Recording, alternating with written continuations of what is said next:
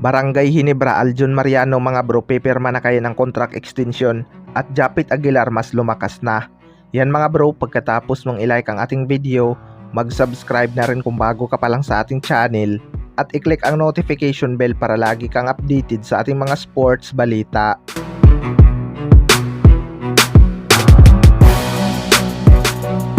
So maraming ang nagdududa kay Japit Aguilar mga bro dahil nagkakaedad na nga ito. Nauna na ngang nagretiro si Japit Aguilar noong Asian Games mga bro matapos nilang makuha ang gold medal. May mga lumabas din na balita na ilang season na lang ay magre-retiro na itong si Japit Aguilar. Pero maraming ang nagulat sa kanyang pinapakitang performance ngayong conference. Napakahalimaw nga ng mga number ni Japit Aguilar mga bro at makikita talaga natin na mas lumakas na ang kanyang laro ngayong conference. Bumabalik na nga ang dating Japit Aguilar mga bro na sobrang hirap pigilan sa ilalim kapag nakabuelo. Hindi na nga takot itong si Japit Aguilar dumakdak ngayon.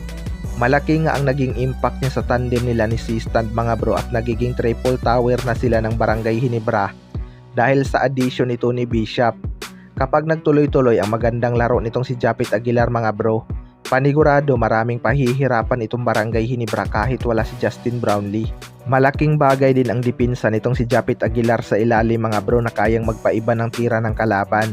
Dahil nakakailang talaga kapag ito ang dumidipinsa sa'yo. Sa kabilang banda naman mga bro, Aljun Mariano pipirma na kaya ng contract extension sa Barangay Hinebra. Ito ngang si Aljun Mariano ang isa sa mga naging taga-dipinsa ng Barangay Hinebra.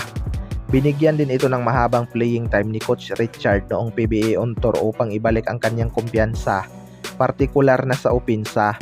Pero nitong regular season nga mga bro ay nagkaroon ito ng injury kaya hindi ito nakakapaglaro sa Barangay Hinebra.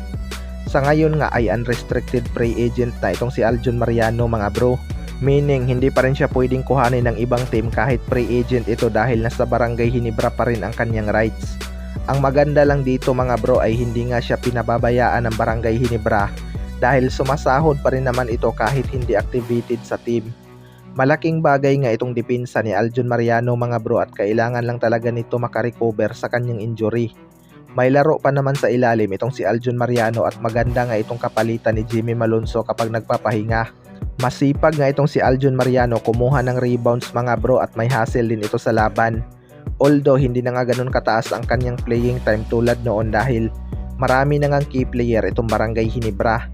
Malaking bagay pa rin na makasama ito sa rotation ni Coach Tim Con dahil makakatulong nga ito kapag nagpapahinga ang kanilang mga starter. Kahit undersize itong si Aljun Mariano mga bro, pumapalag nga ito sa rebounds kahit matatangkad pa ang kanyang kabantayan. Kayo mga bro, ano masasabi nyo tungkol dito?